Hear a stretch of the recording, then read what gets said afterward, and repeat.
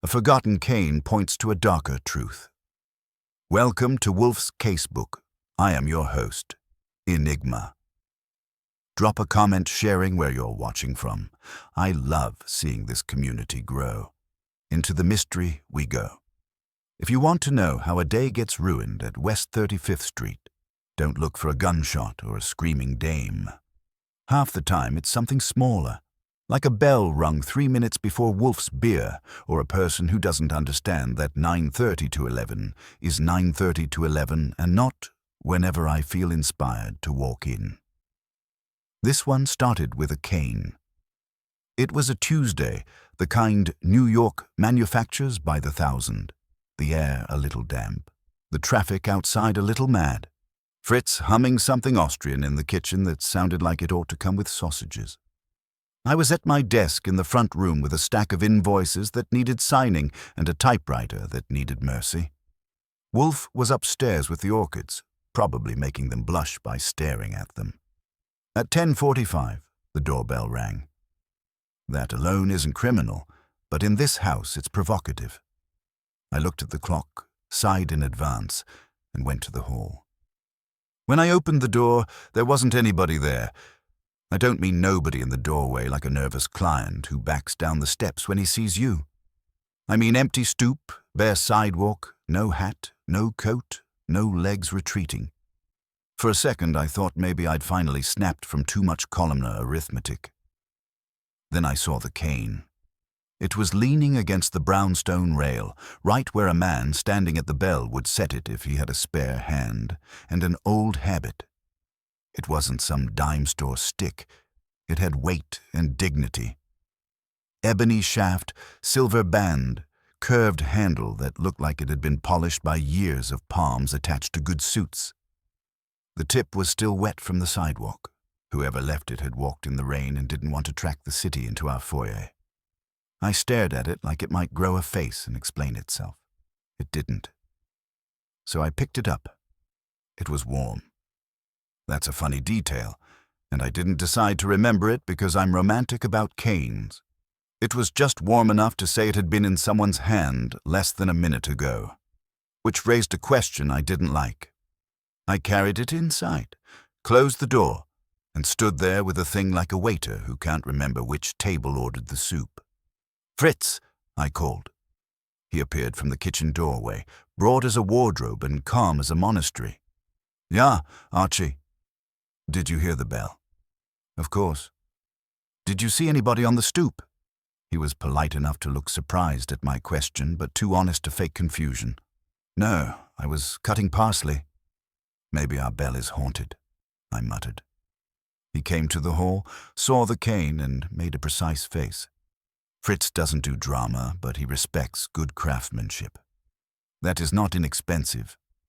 That's a technical term around here. "Any idea who it belongs to?" He shook his head. "No one I know." "Okay." I was still holding it. The warmth was gone now, and it felt like any other piece of wood. Except it didn't. It felt like a presence. I took it into the office and set it on Wolfe's stand by the red leather chair. If a visitor had been bold enough to leave his walking stick in our hallway, he had at least come to the right room. Then I went to the desk and tried to persuade myself to get back to invoices. If you ever want proof that I'm not built for a quiet life, there it is. 10 seconds later, I was at the window, peering out past the curtains like a nosy aunt. No one on the sidewalk, no car pulling away. Just the city doing what it does, hurrying, honking, ignoring evidence. I was still at it when Wolfe came down. You can always tell when he's descending early, because the house seems to brace. It wasn't yet 11, which meant either an orchid had offended him or something had poked through his armor of routine. He came into the office, big and deliberate, the folds of his yellow pajama-like morning outfit swaying as if they held their own opinions. The cigar was already lit. His eyes went to the chair, then to me, then settled on the cane. He didn't ask. Wolfe almost never asks first. He simply sat in his chair as if the cane had sprouted there by natural law. "Explain." One word, not a request. I gave him the short form. Doorbell rang. No customer. I found that leaning on the rail. It was warm. Fritz didn't see anybody either. He stared at the cane without blinking. If curiosity is a muscle, Wolfe's is enormous, but he only flexes it when he chooses. This time he chose. A cane left by a man who does not enter, he said, or a man who did enter and left again in one breath. Maybe I scared him with my charm. Charm has never been your principal defect, Wolfe said. Then he looked at me in that slow way that makes you check your tie. Were you observed when you opened the door? No one in sight. I paused. I didn't sprint out like a Boy Scout. It took me maybe 10 seconds to get there.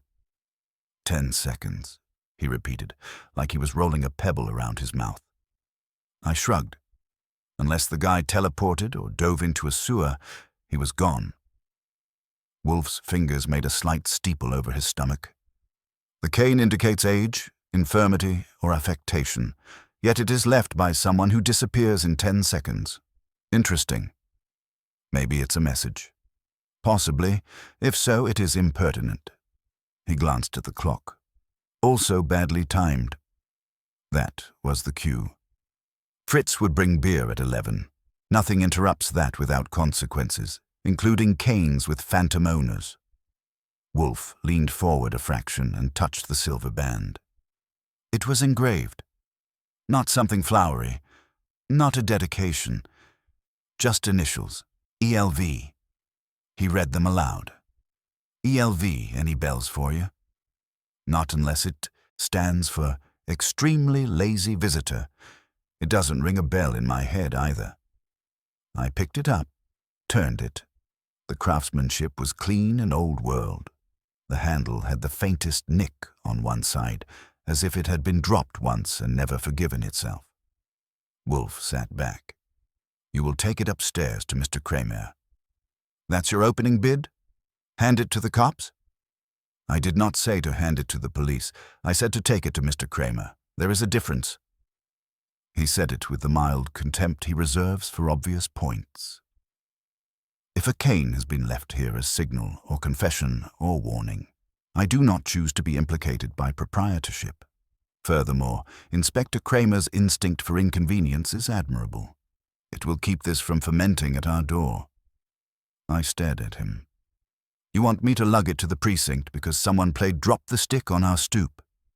Yes, without a client. Without a client. You have some kind of reason you're not selling me yet. His eyelids lowered that degree that means stop wriggling. Archie, I have not lived among orchids and fools for 30 years to ignore a deliberate intrusion.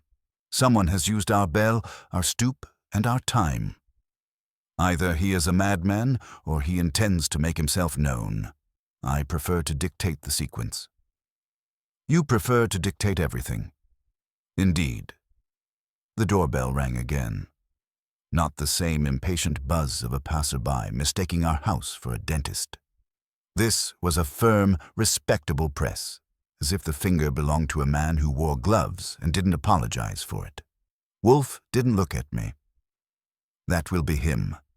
I opened my mouth to protest, pure reflex, and shut it again. Wolfe's predictions have a way of embarrassing you if you give them air. I went to the hall and opened the door. This time there was a man.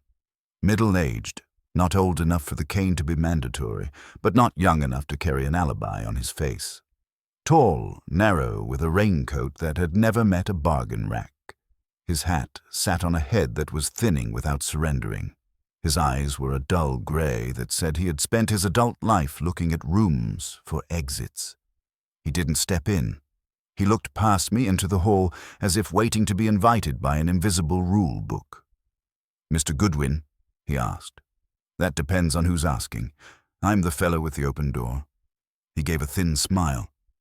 Elias Lerner Voss. I have an appointment with Mr. Wolfe. I'd never heard the name, but it paired nicely with the initials on the cane. I glanced down. No cane in his hand. That so? You called ahead?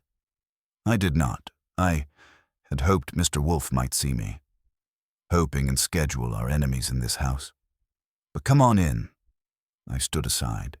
He entered with careful steps, the kind you take in a church when you're not sure your shoes are clean. His eyes went straight to the office door. Good instincts, that. I led him in. Wolfe was sitting in his chair like a Buddha who'd eaten a banker. He didn't rise, of course. He didn't even nod. He watched Voss as if identifying a species. "Mr. Wolfe," Voss said. His voice was soft but tight, like he'd tuned it to a private frequency. "Thank you for receiving me on short notice." "You have not been received," Wolfe said. "You have arrived. Sit." That stung a little, even for a man with money. Voss blinked once, then sat in the red leather chair opposite. His raincoat creased like it had attended finishing school. I stayed standing near my desk. Archie Goodwin, human coat rack and unofficial lie detector. Wolfe gestured at the cane on the stand. Voss stared at it and went a shade paler. "You found it?" "I found it," I said. "On a stoop, warm, abandoned, just now." He swallowed, and for a second his narrow face looked older. "I left it there. I thought perhaps... I didn't know if I could come in. I was trying to decide. I set it down while I rang. Then you departed," Wolfe supplied. Voss's eyes scooted to Wolfe, then back to the cane. "Yes, I panicked. I've been doing that a lot lately." He tried a humorless laugh that died in his throat. "It's ridiculous. I'm an employer of 300 people and I spent 10 seconds on your stoop afraid to knock." "Afraid of what?" Wolfe asked. Voss hesitated. "Of being seen." "By whom?" "By whoever drove up behind me." I moved without thinking. "Drove up?" "There was a car." Voss nodded slowly. "A black sedan. I don't know the make. It stopped half a block away when I was at your door. 2 men. One stayed in the car. The other got out. He didn't come toward me. He just stood at the corner looking along the street, like he was waiting." "Waiting for you," Wolfe said. "Yes." "Why?" Voss opened his mouth and closed it. He rubbed a palm on his knee, then forced himself to look at Wolfe. "Because someone died last night, and I think I'm next." That line is an old one in this business, but it still has kick when a man says it like he believes it. I sat down at my desk because standing suddenly felt too casual. Wolfe didn't budge. "Who died?" Voss's voice dropped. "My partner. My oldest friend. The man who built my company with me." He swallowed again. "He was found in his study this morning, cold. The doctors say heart failure. The police say natural causes, but he was not ill, and he left something for me. Something that..." Wolfe lifted a hand an inch. "Stop. Begin at the beginning, carefully, with names."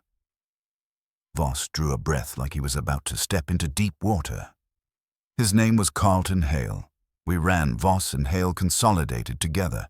Real estate, logistics, small investments. He was found just after 8.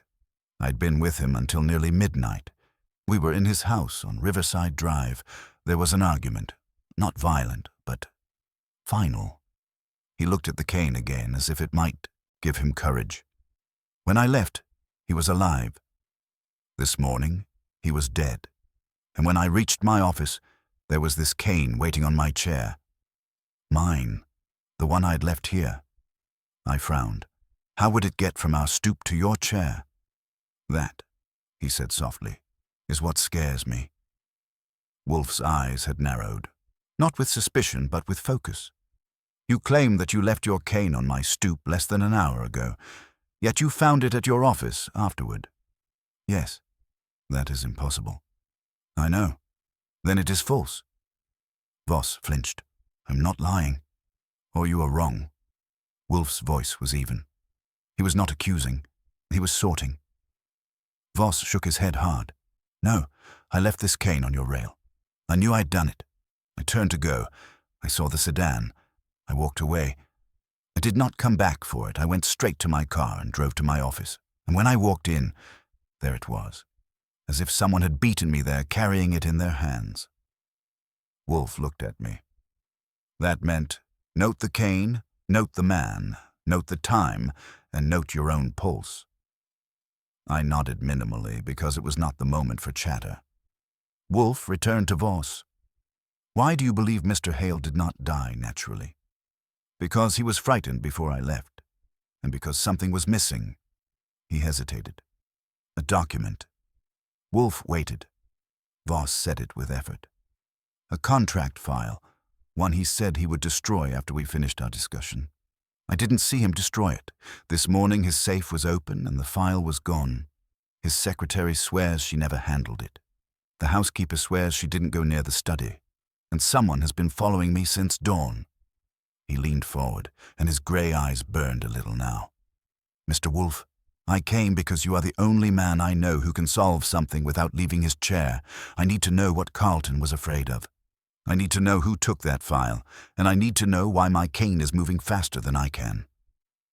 Wolfe stayed quiet long enough for the room to feel smaller. Then he spoke as if announcing the weather. You have brought disorder to my house. Voss went pale again. I'm sorry, Wolfe waved him off. Not a reproach, a statement. Disorder is sometimes instructive. He looked at the cane one more time, then at Voss. You will tell me what was in that file. Voss opened his mouth. Wolfe's voice hardened, just a notch. You will tell me exactly what was in that file, or you will take your disturbances elsewhere. Voss stared at him, trapped between fear and the kind of pride you can't swallow. At last he said, it concerned a purchase we were about to make, a very private one, a property that, if acquired, would change a great many things for a great many people. That is not exact. I know. He closed his eyes briefly.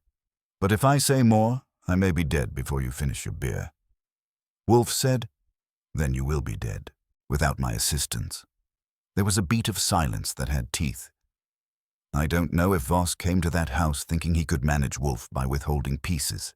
If he did, he had wandered into the wrong jungle. Wolfe doesn't chase. He lets you come closer to the trap yourself. Voss finally nodded once, like a man signing something he doesn't want to read. All right, he said. I'll tell you, but you must understand what it risks. Wolfe's eyes were steady. I understand risk. Archie, ring for Fritz. That meant, we're in. I got up, went to the bell pull and yanked once. While we waited, I glanced at the cane again. Warm once, cold now, but it wasn't done making trouble. Fritz came in with the beer tray like a man answering a dinner bell in a cathedral. If he noticed the temperature in the room, he didn't show it. He set Wolfe's glass on the side table, gave me a look that asked a question without moving his face, and drifted away. Wolfe took one slow sip. It wasn't indulgence. It was a delimiter. He won't proceed until the world is balanced. Then he put the glass down with care and returned his attention to Elias Voss. You may proceed, he said. Voss's hands were folded tight enough to grind bone. The property is not in Manhattan. It's in Dutchess County, a compound of old farm acreage and a disused industrial site on the river. It belonged to an estate that's been broken up quietly over the last year. Carlton found a way to buy the last portion through a holding company we control. The file contained the purchase agreement and a side letter, one that named the real beneficiaries. Wolfe regarded him. Why a side letter? Because the beneficiaries are not a corporation. They're not even Americans. They're a group. He searched for the word like it was hiding in his mouth. A consortium of European investors who do not wish to be seen in any paperwork. They wanted the land as a staging point for something. Logistics, warehousing, maybe manufacturing. I don't know. Carlton negotiated with their representative privately. And you objected? Yes. Voss's voice tightened. Not to selling land, but to the secrecy. We're not smugglers. We deal in plain contracts, plain money. When Carlton told me who the representative was, I said no. I said I wouldn't put our name on a ghost deal with no clear purpose. Who is the representative? Voss hesitated. His eyes skated to me, then to the door, then back to Wolfe. Her name is Celeste Moray. That did ring a bell for me, faintly. Maybe I'd seen it in a column about art patrons or a lawsuit that never fully made the papers. Wolfe's face didn't change. Continue, he said. She showed up 2 months ago through a mutual lawyer. French, maybe Belgian. Beautiful in the way people who never hurry are beautiful.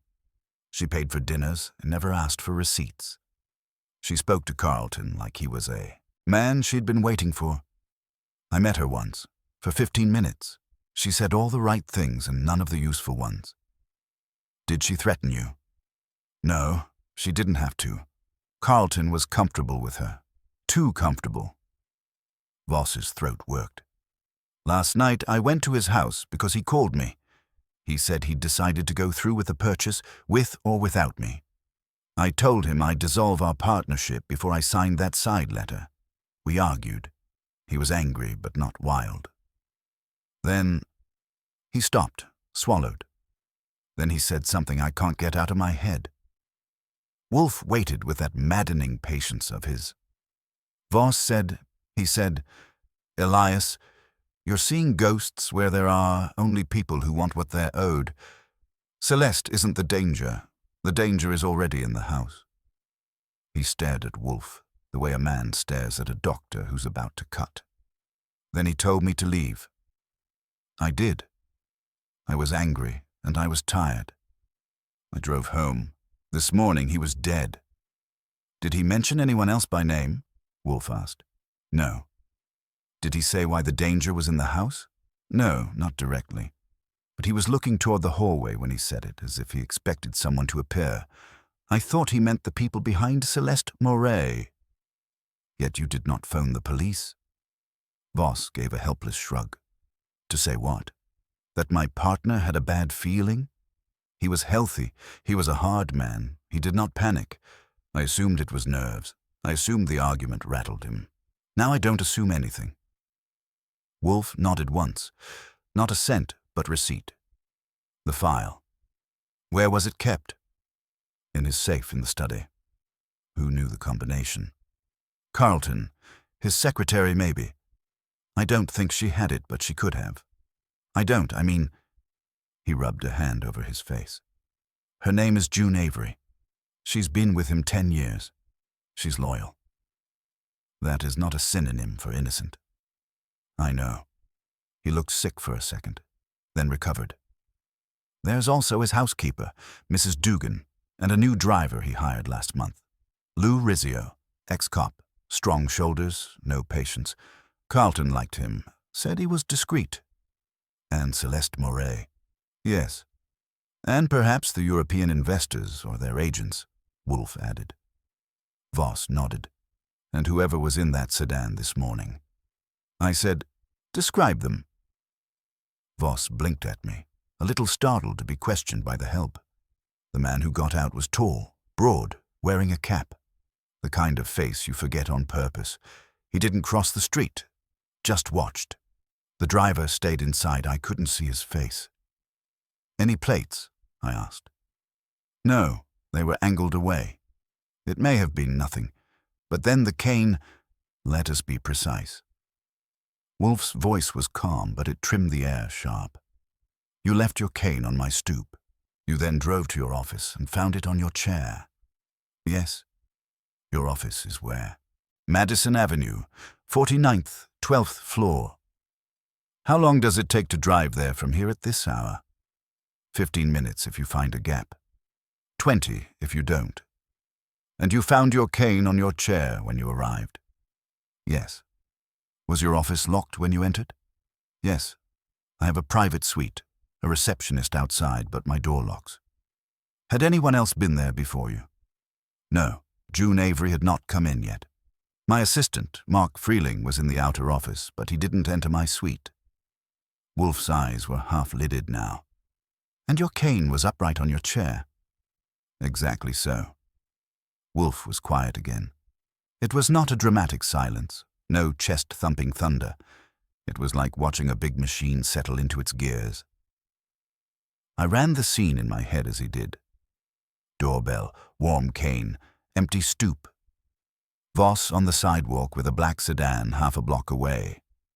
Voss leaving, then the cane in his office. To pull that off, you'd need timing and access. You'd need someone waiting to snatch it the moment my back turned, then race it uptown through traffic, get past locked doors, and plant it like a calling card. Possible, but not with casual hands. Unless the cane that showed up on his chair wasn't this cane. But it was. I'd seen the nick, and I'd seen the initials. Wolfe said, "Mr. Voss, do you own more than one cane?" He stared. "No? Why would I?" "Because if we accept your narrative, it implies either that your cane traveled by itself, or that someone has made a point of returning it to you in a manner that exceeds the ordinary. That's what I'm saying." "What you are saying," Wolfe corrected, "is that someone possesses an interest in frightening you. Possibly for leverage, possibly for pleasure, possibly to prevent you from doing something." Voss wet his lips. "Like dissolving the partnership, or informing authorities, or obstructing the purchase, or altering the beneficiary name." Wolfe lifted a finger. "Or all of these. The method is, if your account is accurate, extremely bold." "It is accurate." Voss's jaw set. "I don't frighten easily, Mr. Wolfe. I'm frightened now." Wolfe leaned back, eyes on Voss's face as if testing the edges for movement. "Very well. I will accept it as accurate for the moment. Now we must consider what you have not said. You mentioned an assistant, Mr. Freeling. You omitted him from your list of persons aware of the file." Voss stiffened. "Mark isn't involved. He doesn't know details. He handles schedules and calls." "Does he ever handle your keys?" "Sometimes." "Does he ever enter your suite alone?" "Sometimes." "Did he know you were coming to see me this morning?" "No, I didn't tell anyone. I just left." Wolfe nodded, almost to himself. "You also omitted something else. If the file's side letter named real beneficiaries, then its disappearance is not mere theft. It is control. Whoever took it has power over the people named there, and perhaps over you." Voss's face showed the meaning landing. "Yes." "Then you will stay here," Wolfe said. Voss blinked. "Here? In your house? You are safer on my premises for the next few hours than in your office or apartment. If you object, you may leave. I do not compel clients." It was the closest thing to kindness Wolfe gives. A choice that isn't really a choice, because you're already in his net. Voss looked like a man seeing a door in a burning room. "I'll stay." "Good. Archie." "Yes." "You will go to Carlton Hale's residence on Riverside Drive. You will see Mr. Kramer, if he is there, and provide him with the cane. You will also observe the household. Speak to the secretary, the housekeeper, the driver if possible. Take note of anything that offends your intelligence. Return promptly." On it. I stood, already reaching for my coat. As I moved toward the hall, I heard Voss say quietly, "Mr. Wolfe, if Carlton's death wasn't natural." Wolfe said, "We will reserve adjectives until we have facts." That's Wolfe. He doesn't soothe. He orders the world by force of grammar. I grabbed my hat, my coat, and the cane. The thing felt heavier now, not in ounces, but in implication. As I opened the door, I caught a glimpse down the street through the drizzle. A black sedan was parked at the curb half a block away, and a man in a cap was standing at the corner, looking right at our house.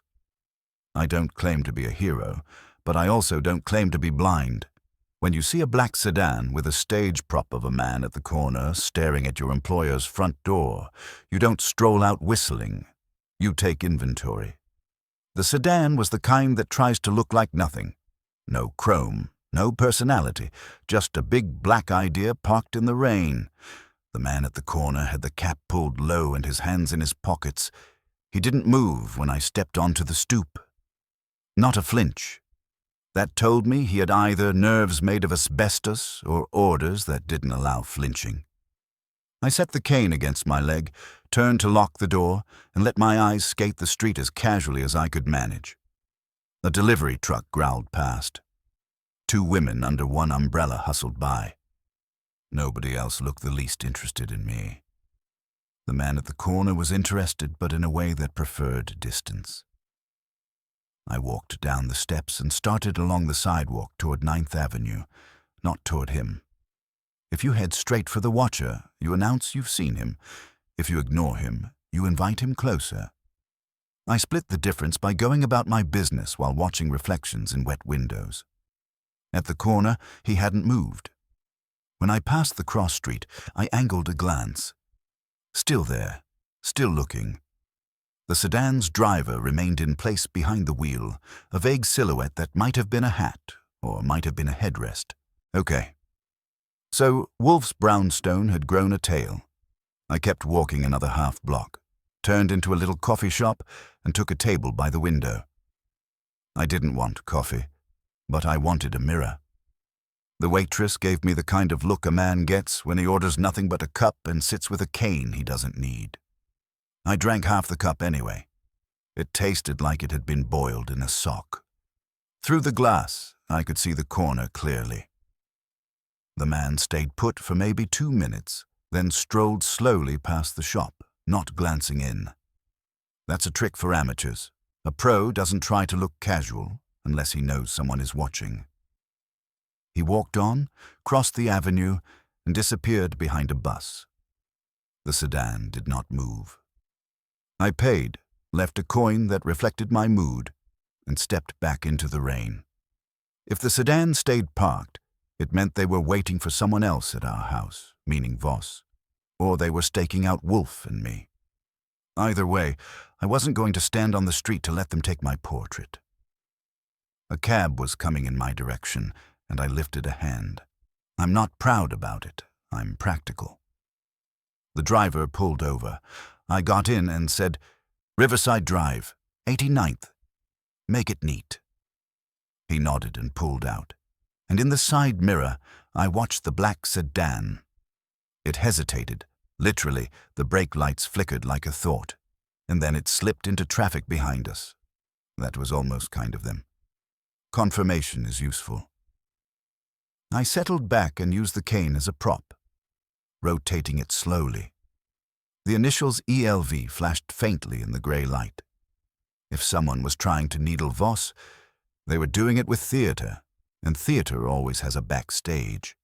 That backstage was probably Carlton Hale's study now, with Kramer stomping through it and the medical examiner making a face. We hit the West Side Highway and rolled uptown in the fine drizzle that makes the river look like tarnished silver. The cab driver ran his own strategy with the lanes. The sedan stayed 2 cars back, never gaining, never dropping, like a shadow that had paid for a monthly subscription. At 89th and Riverside, I paid off the cab and got out. The building Hale lived in was one of those pre-war co-ops that pretend to be modest until you look at the doorman's suit. The lobby had marble you could ice skate on and a chandelier that probably had a trust fund. There were 2 uniforms by the desk and 1 plainclothes bear standing near the elevators who could only be Inspector Kramer because the air around him curdled in exactly the same way as it did in our office. Kramer saw me the moment I came through the door. His eyebrows went up like Venetian blinds. "Goodwin," he growled. "What the hell are you doing here?" "Lovely to see you too, Inspector." I held up the cane. "Delivery." His eyes narrowed on it. "That's so?" "I found it on Wolfe's stoop." I said it because you can't start with the unexplainable. You warm Kramer the way you warm a pot. Gradual, or he cracks. He jerked his head toward a side lounge with chairs that cost more than my first car. "In there. Now." I went in. He followed, shutting the door behind us like he expected a confession to leak out. "All right," he said. "Talk." I gave him the capsule version, leaving out Wolfe's tone because Kramer doesn't need help getting mad. Doorbell, empty stoop, warm cane. Then Voss arriving and claiming the cane had already reappeared at his office. I watched his face go from suspicion to the kind of annoyance that means he's trying to decide how much of it to believe. "Voss is here," he barked.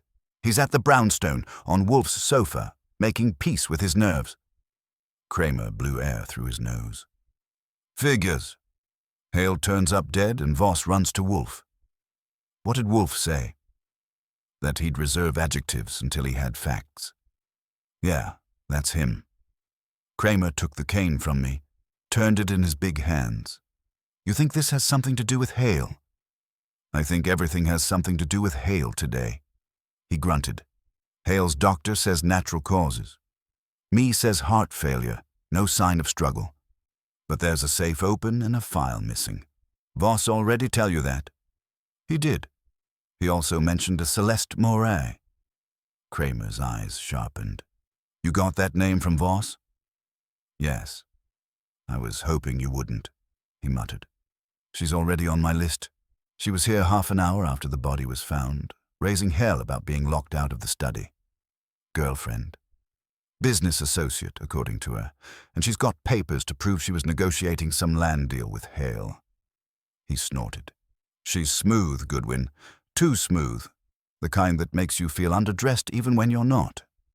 "She's still here?" "No, I told her to go home and wait, so she went home and probably didn't wait. You want to meet her, you can." "Wolfe does. That's why I'm here." Kramer glared. "Wolfe doesn't run this investigation." "Relax, Inspector. He's not trying to. He's trying to understand why a cane sprints faster than a taxi." Kramer stared for a second, then said in a lower voice, "There's something else. Hale's secretary says she heard voices in his study last night around 11. Not just Voss, another man. She didn't see him. Hale sent her home early, so she was in the front parlor waiting for her husband to pick her up. Heard the door close. Heard Hale talking, then a second voice, deeper. She thought the husband had arrived early and didn't want to interrupt. Now she's not sure. Does the husband confirm he was there? He says he didn't get here till close to midnight, and he's a cop, so he's not thrilled about being a maybe. Name? Lieutenant Peter Avery. Married to June. He's upstairs now in the kitchen, looking at my boys like he's trying not to arrest them for breathing." That was good. It meant a fresh suspect and a motive package in one tidy box. Cop husbands don't love mysterious late-night visitors in their wives' boss's study. Kramer rubbed a hand over his jaw. "You go upstairs. Talk to June. Talk to the housekeeper, the driver. Don't go stirring up trouble." "I never stir. I merely agitate." He pointed a thick finger at me. "You keep Wolfe out of my way." "I'll try, but he's a large target. Get moving." I went to the elevator with one of Kramer's men, who was polite in the manner of a bulldog on a short leash. On the ride up, I replayed the tailing sedan, the cane trick, and now the second voice in the study. If Hale had been talking to someone after Voss left, that someone had access to the safe, or at least to Hale. The elevator opened on the penthouse floor, and the air smelled faintly of expensive wood polish and something sharper underneath, like fear trying to pass itself off as cologne. The door to Hale's apartment was ajar. Inside, a uniformed cop stood by the hall table, and beyond him the corridor stretched to a set of double doors I assumed led to the study where Carlton Hale had decided to stop living. A woman stepped into view as I entered the foyer. Early 30s, dark hair pinned back, face tight with exhaustion and anger that hadn't chosen which to be first. She wore a simple navy dress that said she hadn't expected visitors today, but had dressed for battle anyway. June Avery. She took one look at me and said, "You're not police." "No," I said. "I'm the part-time nuisance." Archie Goodwin. Her eyes flicked to my empty hands, then to my face. "From Nero Wolfe." "On his behalf, yes." She let out a short breath that might have been a laugh if she'd remembered how. "Of course. Everyone calls Nero Wolfe when they don't know who else can breathe in a room with secrets." "That's a nice way to put it." May I ask you a few questions? Her mouth tightened. If it helps find out what happened to Mr. Hale, ask. Good. Start with last night. You said you heard another voice in the study. Her eyes widened a little. Kramer told you that. He doesn't want to, but he's generous under pressure. She swallowed. Yes, I was waiting for Pete. Mr. Hale asked me to leave early. I'd already packed up. I was in the parlor when Mr. Voss left, around 11, I think. I heard them arguing before that. Then after Mr. Voss went, Mr. Hale went back into the study. I heard him talking. Not loudly. Then I heard someone else answer. A man. Could you make out words? No, it was muffled. But it wasn't Mr. Voss. I've heard his voice 1,000 times. This was lower, rougher, like he was trying to keep it down. Did you hear a door open? A little later. She frowned. I heard the hall door again, then silence. And your husband arrived when? About 12:15. He says midnight, but he always rounds down. He came in through the main door. He stamped rain off his shoes. There was no one else in the apartment by then. Did Mr. Hale mention expecting anyone after Mr. Voss? No, he didn't mention anything. He was not in a mood to mention things. Her gaze dropped toward the double doors. He was upset, not just with Mr. Voss, with something else. He'd been like that for weeks. About the land deal? She looked up sharply. You know about that? I know there was a file in the safe. She paled. It's gone. That's why I'm here. Who besides Mr. Hale knew the safe combination? Her lips parted, then pressed together. No one. He never told me. I handled documents, not the safe. Did anyone ever see him open it? Yes, sometimes. He'd open it in front of me to retrieve contracts.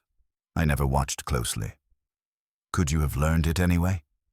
She stared at me, hurt and furious all at once.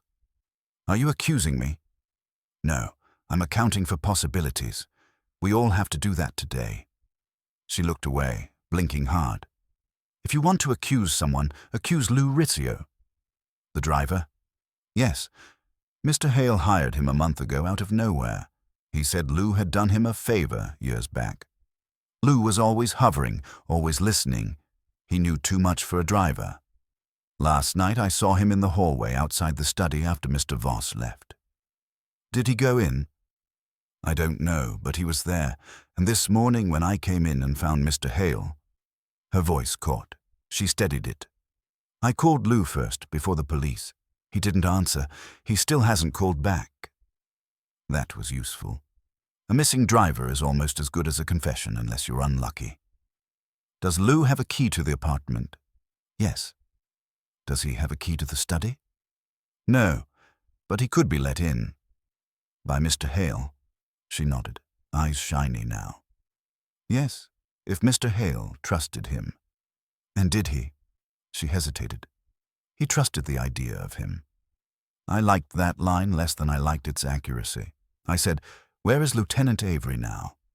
In the kitchen, trying to pretend he isn't a wreck. May I speak with him too? She nodded, then added quickly, Pete didn't do anything. He loved Mr. Hale. He's angry, not guilty. Anger gets a lot of people in trouble, I said gently. I'll just talk. As she led me down the hall, I caught sight of the study doors. They were closed, guarded by another uniform. Beyond them lay a dead man, an open safe, and an empty space where a file had been. And somewhere between that empty space and Wolfe's stoop, a cane had taken a joyride. The kitchen was big, bright, and too alive for what had happened in the next room. A tall man in shirt sleeves was leaning against the counter, hands clenched, jaw clenched, whole body clenched in that controlled way cops get when they're one word, away from being off duty forever. Lieutenant Peter Avery looked up as we entered. His eyes went to me, and I saw in them a flicker that wasn't grief. It was recognition. Goodwin, he said, and the way he said it told me he already knew I wasn't here by accident. Lieutenant Avery, I said, giving him the polite half-smile I reserve for men who carry badges and grudges. "You've met me before, apparently." He didn't smile back.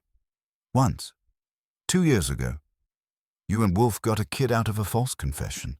I was in homicide then. I don't forget faces that make me look foolish." "That's generous of you. I prefer to think we made you look thorough." He grunted, which in cop language can mean anything from sit down to get out before I handcuff you to a toaster. June hovered for an instant, then went to the sink and started doing nothing with a dish towel. That's her right. Kitchens are where people put their hands when their hearts are shaking. Avery said, "Kramer send you up here to snoop." "Kramer doesn't send me.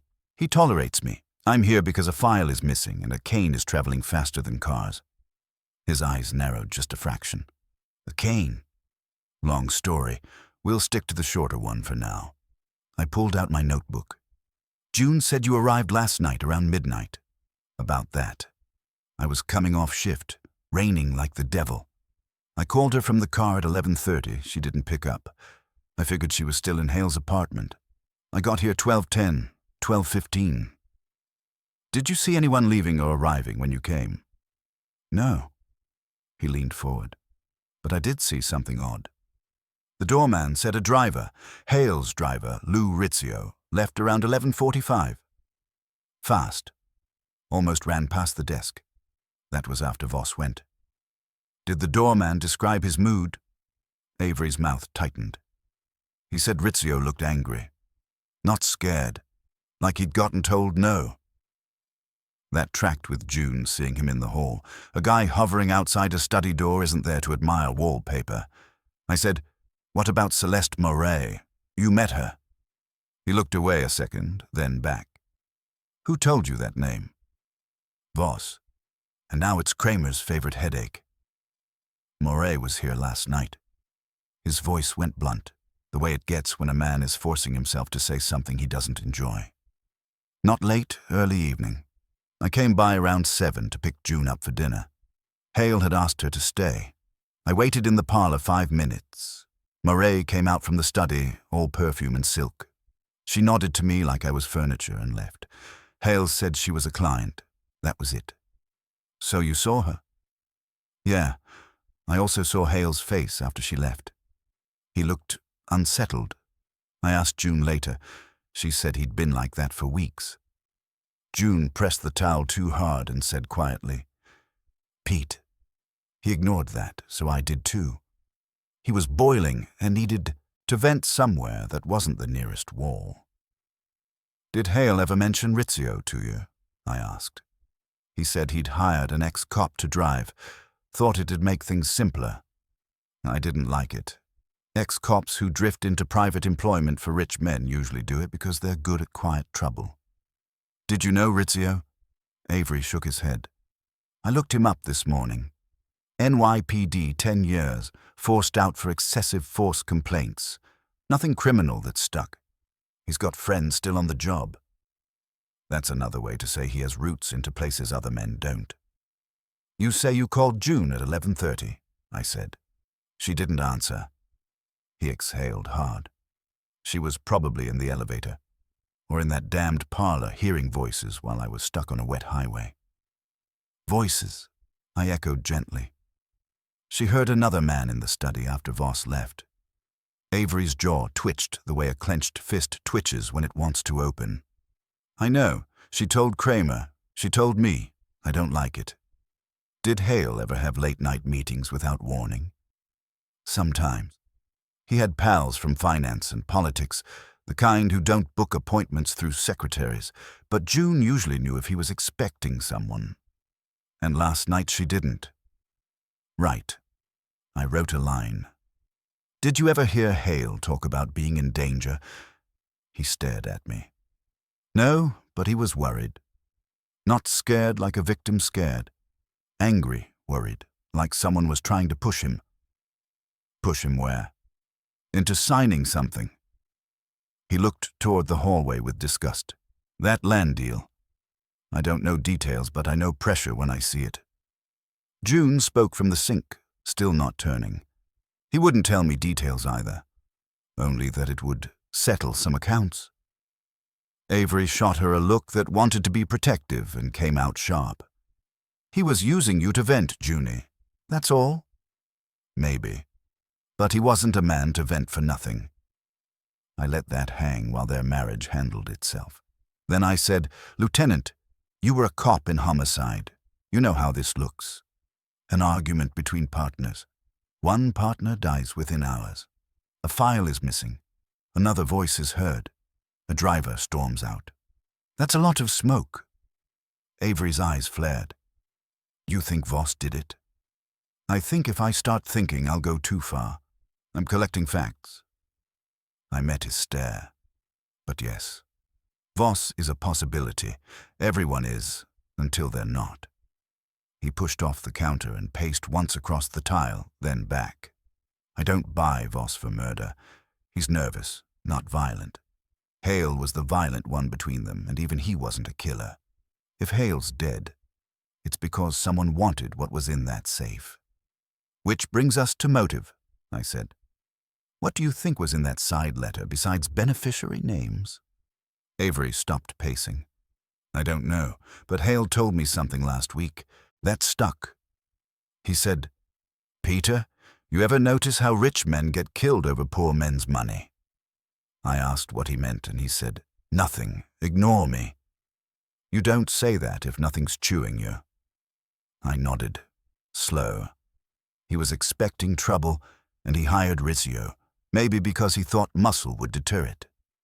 Or because Rizzio was the trouble, June said, not loud but clear. Avery's face softened for half a second, then hardened again. Where is he now? That's a question for the universe, I said. Kramer hasn't found him yet. He's got guys looking. Rizzio's apartment is empty. Phone goes to voicemail. If he's smart, he's already down the Jersey Turnpike. Or if he's not smart, he's still nearby, I said. Did Hale keep cars in a garage? Yes. 2. The driver had access. Okay. I closed the notebook. Last question, Lieutenant. When you got here, did June seem upset before she found Hale? Like something else had already happened? He thought. She was tired. She'd been home by 10, showered, and came back because she couldn't sleep. She said Hale had called her at 8 this morning, asked her to bring coffee. When she came, he didn't answer the door. She let herself in. June's hands trembled a little on the towel. The chain was still on, but not latched. It was just hanging there. That was big enough to underline twice. A chain hanging loose means somebody inside had opened the door to someone they trusted, or expected. I asked, did she notice the safe open right away? Yes. The study door was ajar. I saw the safe from the hall. And no sign of struggle. No. All right. I stood. Thank you. I'll let you get back to being angry at the universe instead of me. Avery's eyes tracked me. Tell Wolfe to stay out of my wife's head. Wolfe stays out of heads. He just rearranges the furniture inside them. I left the kitchen and rejoined June in the hall. She walked me back toward the foyer, shoulders squared in that brittle way people square themselves when they're about to break. At the elevator, she stopped me. Mr. Goodwin, do you think he was killed? I think something happened that no one wants to name. That's all I know. Her voice went thin. Celeste Moret frightened him. I saw it. But he was also fascinated. Her mouth tightened. If she's involved, she won't come quietly. I've met her type, I said. They rarely do anything quietly. She nodded, then added, he told me last night, after Mr. Voss left, that if anything happened to him, I was to make sure a certain package went to Mr. Voss's lawyer. He said not to open it. I haven't yet. It's still in my desk. Package where? At Voss and Hale's offices, in my file drawer. It's sealed. That was a new card sliding cleanly onto the table. June, I said, keeping my voice level. Do you trust Voss? She blinked, surprised. As a businessman, sometimes. As a man, I don't know. Did Hale trust him? He loved him, which isn't the same thing. Right, don't touch that package. Don't tell anyone else about it. I'll speak to Wolfe.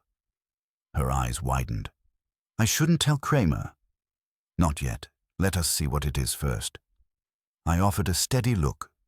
You did right telling me. Now do right by yourself. Be careful. She swallowed and nodded once, then let the elevator doors close between us. On the way down, I felt the case shift in my pocket like a live thing. A sealed package Hale wanted sent to Voss's lawyer if he died. A driver who bolted in anger. A woman who came and went like perfume with teeth. A second voice in the study. A chain left hanging. And somewhere in the city, a black sedan that had already found Wolfe's front steps. When I reached the lobby, Kramer was waiting like he'd never left, his cigar unlit because he was in a building that didn't allow sins. Well, he barked. June heard that second voice. Rizzio left angry at 11:45. Moray was here early evening. Avery saw her. I hesitated a beat. This next part I filed for Wolfe, not Kramer. And June says Hale told her about a sealed package at the office meant for Voss's lawyer if anything happened. Kramer's eyes narrowed. You didn't tell me that. I just did. You holding out on me, Goodwin? No, I'm holding time. There's a difference. He grunted again, which meant he didn't like it but couldn't argue with the logic. Get back to Wolfe, and if you see that driver, you call me. I'll do better. I'll bring him gift-wrapped. I stepped outside into the rain. Across Riverside Drive, parked too far to be coincidental, was the same black sedan. So they hadn't just followed me from the brownstone. They'd been waiting here too. By the time we hit Madison Avenue, the rain had decided to be a profession, not a mood. Voss was hunched beside me in a cab, staring through the wet window like he expected the city to rearrange itself into an answer. I was watching the mirror. The black sedan stayed with us, 2 lengths back, steady as a metronome. No attempt to hide, no attempt to close. That wasn't confidence. It was a message. We pulled up at Voss and Hale Consolidated, a pale slab of respectability with brass doors and a doorman who looked like he'd been issued with the building. I paid and got out. The sedan eased to the curb across the street and parked in plain view. See? Voss muttered. They don't care who sees them. Then we're the audience, I said. Try not to clap. We went in. The outer office was bright, busy, and full of that mid-morning hum of people pretending nothing bad happens in good suits. Mark Freeling was at the receptionist's desk, leaning in to say something low. Clean-cut, 30-ish, the kind of assistant who looks like he'd apologize if you bumped into him even when you bumped into him on purpose. His head snapped up when he saw us, and the polite smile he arranged didn't quite reach the eyes. Mr. Voss. Archie. He nodded at me like we had already chosen sides. I didn't know you were coming back so soon. Is everything all right? Voss stared at him. Where's June? Freeling's smile thinned. June hasn't come in. I assumed she was with the police. She called you? I asked. No, he said promptly. I haven't heard from her. I watched his hands. They were steady, but too still. How about you? I said. You hear anything from Lou Rizzio? Freeling blinked once. The driver. No. Why? Because he's missing, Voss snapped. And because Carlton told June to send a sealed package to Ori Cather if anything happened to him. June says it's in her desk. We're taking it now. Freeling straightened, mild alarm in his face like a practiced tool. Mr. Voss, that may not be wise. The police can wait in line like everyone else. I moved past him toward June's office without asking permission. It wasn't my building, but I had Wolfe behind me and a gun under my jacket, and those balance out a lot of leases. June's office door was shut, not locked. I went in. Her desk drawer was half open. That's not a crime by itself, but it's a confession in context. June Avery would no more leave a drawer ajar than Fritz would burn a roast. I went to the drawer. Inside was a brown envelope, thick, sealed, and marked in Hale's blocky hand. To Ori Cather, if necessary. Voss exhaled like a man finding air. Thank God.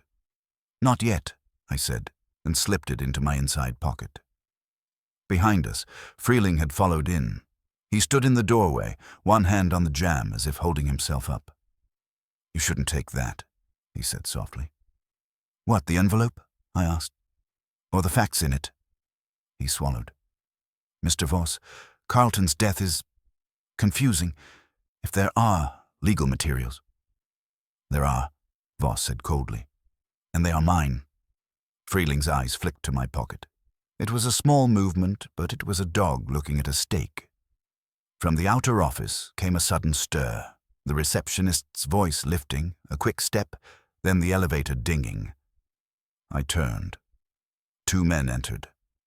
Saul Panzer first, calm as a filed nail, and behind him Inspector Kramer, large enough to bring his own weather. Kramer's eyes swept the room, landed on me, and then on Freeling. Goodwin, he growled. Why am I always walking into your messes? Because you like the exercise, I said. Inspector, this is Mark Freeling. He's about to faint from concern. Freeling's face went pale. Inspector, what's this about? Kramer ignored him. Where's June Avery?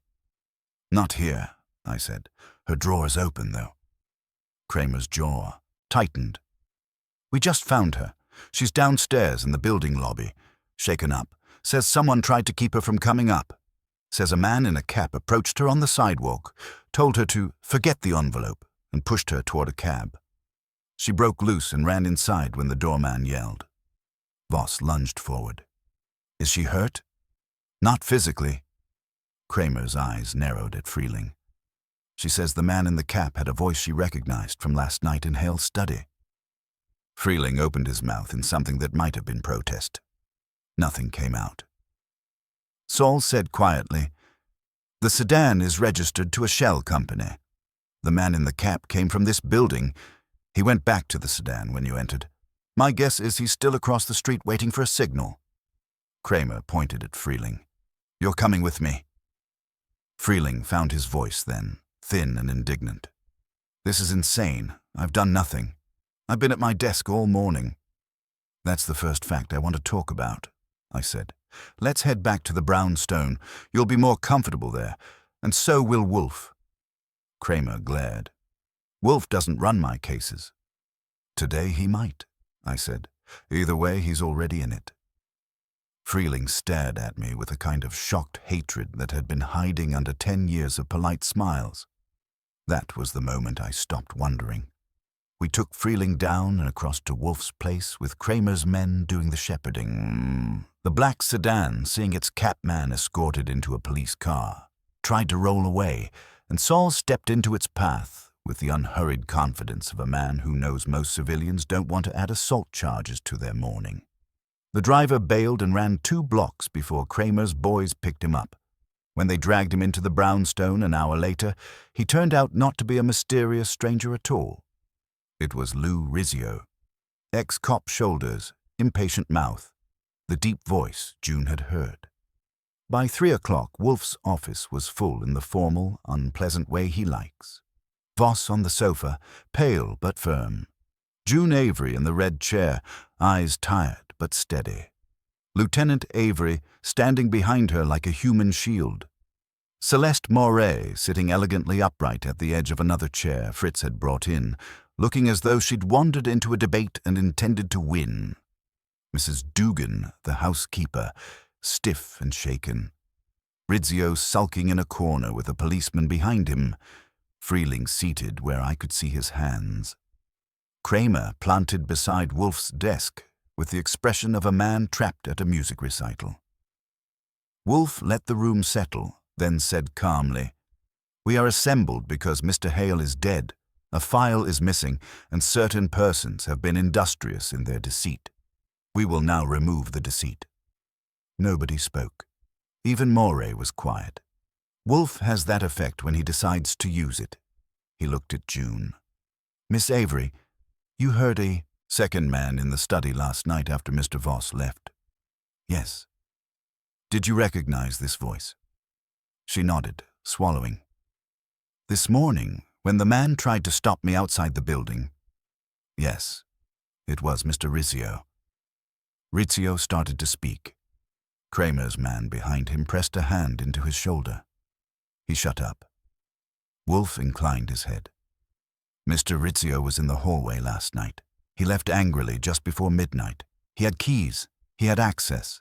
He had the physical facility to administer poison quietly. Wolfe paused. Carlton Hale did not die of spontaneous heart failure. He died because digitalis was introduced into his beer in a dosage that would stop the heart and leave minimal immediate evidence. The medical examiner will confirm it when he bothers to look for it. Kramer opened his mouth. Wolfe lifted a finger and Kramer closed it again. I enjoy that more than I should. Wolfe continued, the question then becomes, why would Mr. Rizzio do this? For money, obviously. But money from whom? He glanced at Celeste Moray. Not from you, Miss Moray.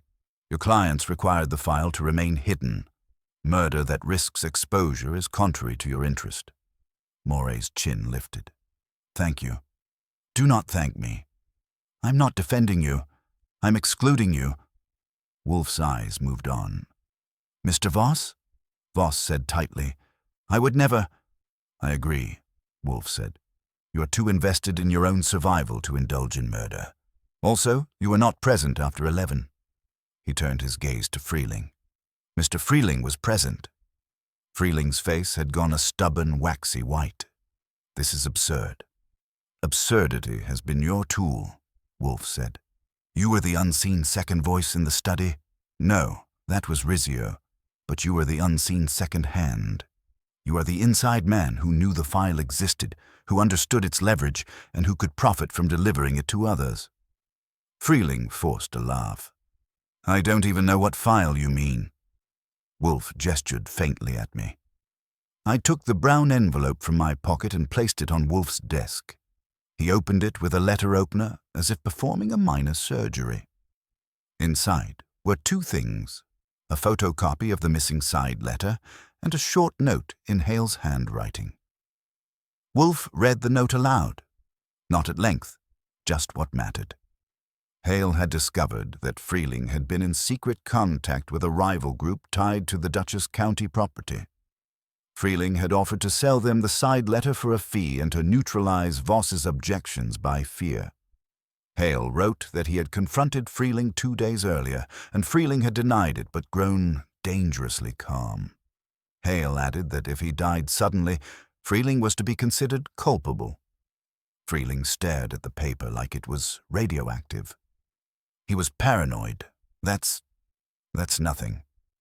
Wolfe's voice was mild. Paranoia is not ordinarily expressed in neat handwriting after careful reflection. Mr. Hale was methodical. He entrusted this to Miss Avery because he feared you. Freeling's mouth opened. You can't prove anything but a dead man's suspicion. We can, Wolfe said, because of your little theatrical cane. Freeling blinked. Wolfe said, You wish to convince Mr. Voss that he was under immediate, omnipresent surveillance. You did so by staging an impossibility. You had already stolen his cane from his suite before he left for my house. You then had a duplicate made. Same nick, same initials, same weight. You left the duplicate on my stoop, rang my bell, and retreated. When Archie opened the door, you retrieved the duplicate and departed. The original you'd already placed on Mr. Voss's chair at his office, where you remained. Thus he found it there without the need for its travel. Neat, efficient, and stupid. Freeling's voice cracked. That's fantasy. It is deduction, Wolfe said. The jeweler who engraved the duplicate will identify you. Your financial transfers to the shell company that owns the sedan will identify you. Your phone records with Mr. Rizzio will identify you. And now, perhaps, your conscience will identify you. Freeling turned his head slowly toward Rizzio. For the first time all day, he looked frightened. "You idiot," he whispered. "You said you'd just get the file." Rizzio snarled, half rising. "He wasn't going to give it to me. He was going to call Voss. I had to shut him up." Freeling's shoulders sagged as if all the bones inside had been removed. Kramer's men moved in. The room breathed again. Wolfe looked at Kramer. "You have your murderer and your conspirator. I advise you to retrieve the file from wherever Mr. Rizzio has hidden it before someone else does." Kramer's face was sour but satisfied. "We'll find it." Moray spoke for the first time since the note. "Mr. Wolfe, the names on that side letter, will they remain quiet?" Wolfe looked at her, not unkindly. "That depends on whether your humanitarian purpose survives daylight. If it is genuine, you will have quiet. If it is not, you will be in the newspapers by breakfast." She absorbed that, then nodded once. "Fair." Voss sat down heavily, staring at the envelope copy as if it were Hale's ghost. June put a hand on his shoulder. Lieutenant Avery watched her do it and didn't interfere. People were rearranging themselves already. When Kramer had hauled Freeling and Rizzio out, and Moray had departed in a controlled fury to salvage whatever she could of her consortium, the brownstone fell back into its normal silence the way a pond closes after a stone. Fritz served dinner as if nothing had happened, because to Fritz the roast is sometimes more sacred than murder. Voss declined food and left with June and Avery, looking smaller but steadier than when he'd arrived. Saul slipped out without needing applause. I was at my desk afterward, filing the day under unpleasant but profitable, when Wolfe lit a fresh cigar. He said, "Archie, it is always disappointing how often evil is merely vanity with a checkbook." "Vanity plus a hired thug," I said. "Yes, the thug is a symptom. Vanity is the disease." He exhaled a perfect plume. "Mr. Hale was not killed for a noble cause or a grand passion. He was killed because a small man wanted to be large." I leaned back. "You know, if that's the morale of the story, New York's got a long reading list." Wolfe's mouth twitched the tiniest bit. "And we, alas, possess appetites." "Speaking of which," I said, "Fritz saved you a second helping." Wolfe closed his eyes a moment, like a man acknowledging the one reliable justice on earth. "Excellent." I went to the kitchen and told Fritz. The brownstone smelled of coffee and beef and wood polish again, and the street outside was just a street. But I kept an eye on the stoop anyway. Some canes, once they start walking, don't find rest quickly.